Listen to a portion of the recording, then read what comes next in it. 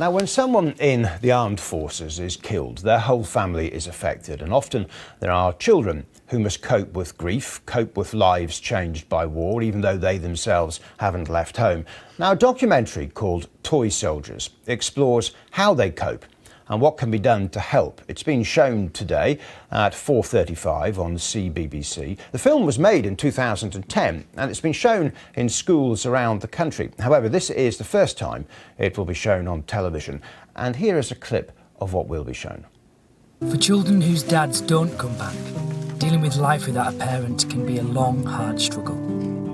Aiden lives here with his mum and brother Ben. Strong boy. No, mommy. What? Oh.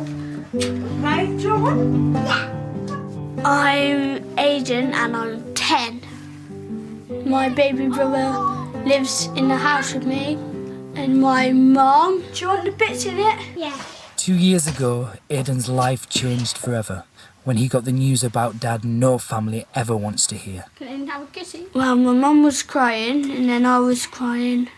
Not as much as her. And then when my nan walked through the door, she was shocked, so she just shouted, "He's dead." And then I was crying, so then I went over to my friend's Hannah's over the road, opposite us, but now she's moved for quite a long time. And then, yeah, so it was quite a sad day.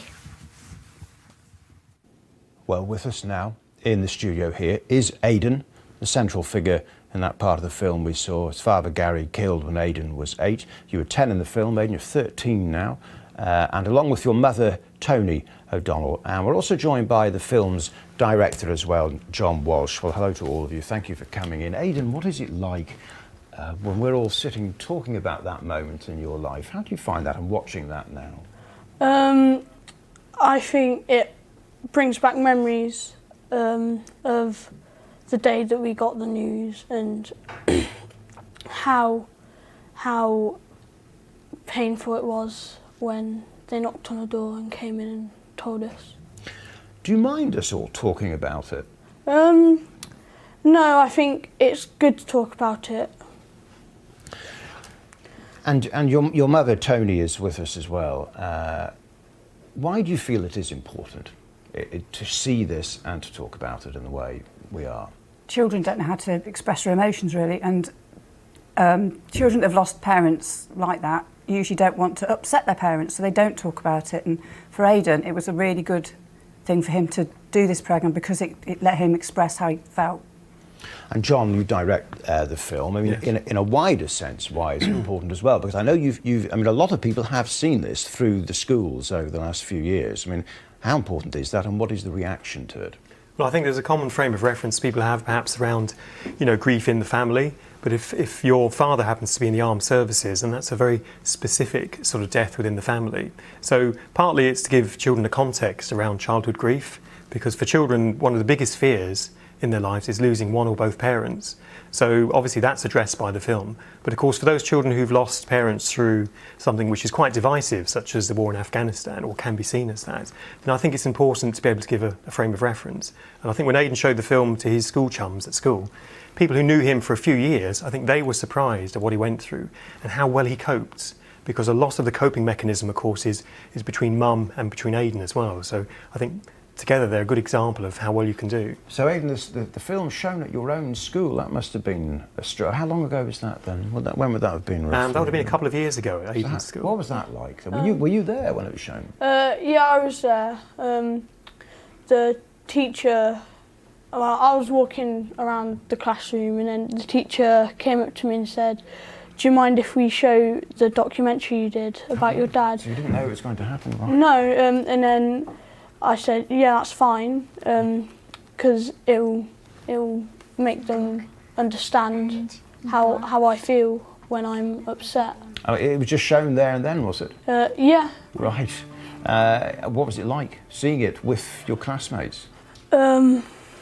It was good because I was there, so if they had any questions about it, I could answer it answer their questions, and if I needed to sort of talk to someone, then they would know how to sort of talk to me without upsetting me even more. So what sort of questions did they ask? Well, they asked like, how long were the crew there for. So it was about the making of the film. That's what they were interested in, right? They also asked me like how I was feeling most of the time, and what did you tell them?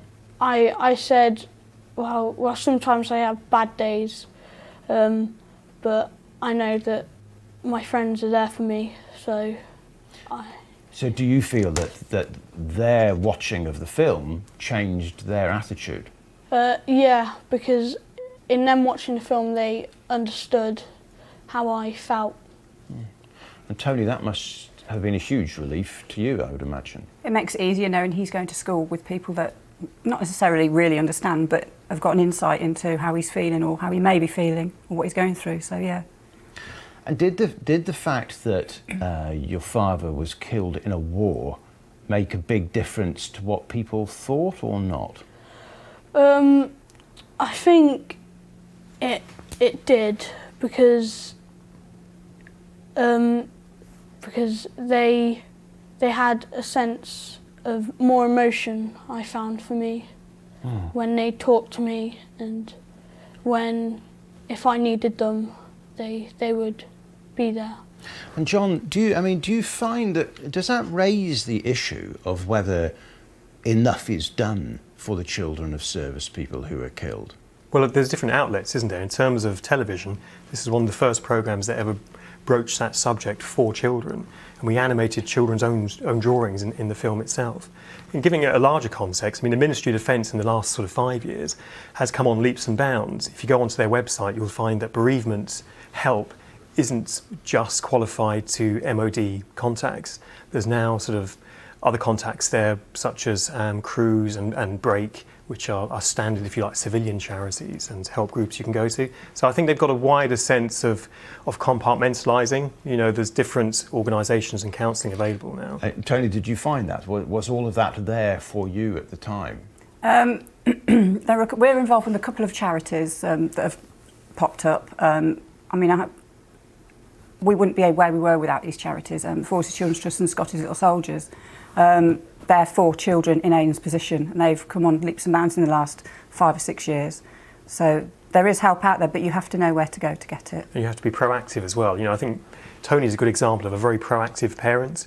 You know, Aiden's developed and done so well since the tragedy because, you know, he's got a terrific mum. And I think, you know, parents who are proactive, we find that across the board with curriculums generally. Parents who are proactive do better for their children, and you know, Tony's a brilliant mum, so that's really helped. You'd agree with that? Yeah. You're not embarrassed by everybody saying that then? No. All right, well, it's fascinating to talk to you, and it is very good of you to come in and do so and share your thoughts on it and watch part of that film again as well. So Aiden and Tony, thank you ever so much indeed, and John, director of the film, thank you so much. Thank you. Thank you.